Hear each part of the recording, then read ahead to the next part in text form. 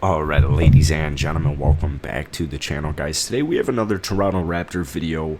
I want to talk about a couple of different things regarding the Toronto Raptors, specifically about Fred VanVleet. If you guys enjoy this video, be sure to hit that like button, hit that sub button.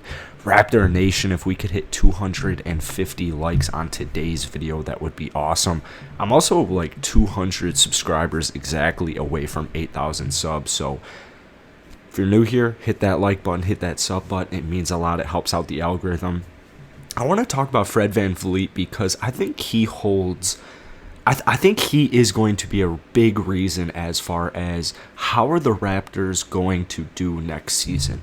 Living here in Chicago, American media, you already saw the Vegas odds. Vegas has the over-under for the Raptors season at 36.5 wins. There's only a handful of teams that have lower win predictions than that. It's like the Magic, the Pistons. I can't remember the other team, but it's Cavaliers, and then I think there's one more team. So super disrespected, right? And if you guys have been watching me, you know I think that they're very disrespected here in America. But for the Raptors this next season, especially with Pascal Siakam being out, I won't lie. You have Pascal out for the first month. You have Kyle Lowry no longer there. They need players to step up. And you guys know my prediction already is that the Raptors, I think they get the 5th seed. I think they get the 5th seed in the East. I know the East is getting better and better and better. However, there are still so many flaws with so many teams in the East outside of guys like the Bucks, the Nets. I mean, even just looking at the Bulls, I literally live here in Chicago. There are flaws with the Bulls. There are flaws with the Sixers. There are flaws with the Celtics. There are flaws with every single Eastern Conference team, even including the Bucks and the Nets. So there's an opportunity, and that's why I hate when it's like, you know, oh, they're probably going to be a bottom 5 team in the Eastern Conference. It's like, I don't really understand that. I mean, they were the 4th seed early on last year before COVID bug hit them, before injury bug hit them, and they have a ton of potential. Yeah, you lost Kyle Lowry, but you also picked up Scotty Barnes. You also picked up Precious Achiuwa, and you're just banking on the development and progression of a lot of these players. Well, specifically for me, I'm going to have a very, very big eye on Fred next season. This past year, statistically, he did very well. Yeah, they were I don't know if you really want to call it tanking, but especially at the end of the season, they weren't really prioritizing winning games necessarily. 19.6 points per game, 6.3 assists, 4.2 rebounds, and then you have a pretty bad 39% from the field, and then a pretty solid 37%, a little over 36.5% from deep. Fred VanVleet took a bunch of jump shots, and that is definitely due to, I would say, a couple of reasons, actually. Considering he's only about 6 foot tall, little undersized at the point guard position, and then also I feel like he just last year, just kind of how he is as a player, just kind of goes off on these, not tangents, but he goes off on these little bursts where he's just shooting. He's just prioritizing scoring, and he has trust in his game. He has confidence in his game. He wants to be the one to kind of lead that, and sometimes it does get a little out of hand. He shot 50% under the rim last year. There was only one player to do worse than that at his position. That was Theo Maledon, and I'm sure a lot of people watching this video don't even really know who that is. So he's got to get better down low, a little inefficient down there.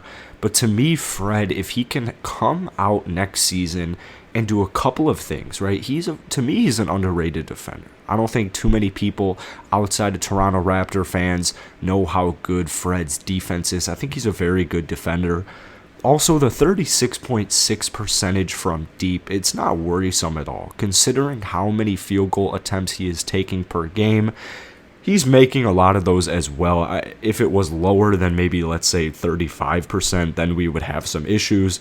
But if he's creeping more towards the 37%, just considering his sample size, I think that's very satisfactory.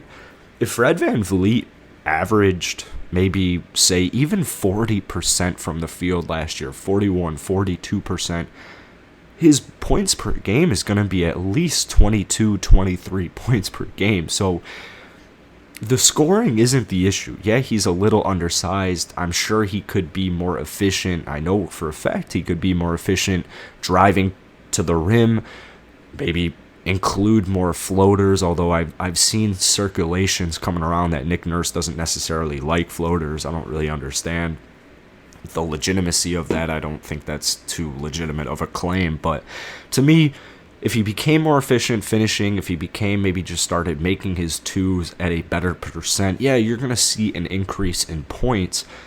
But that's the way I view this Raptors squad next season is that's not what's going to be their issue. They have guys who can score. Gary Trent can score.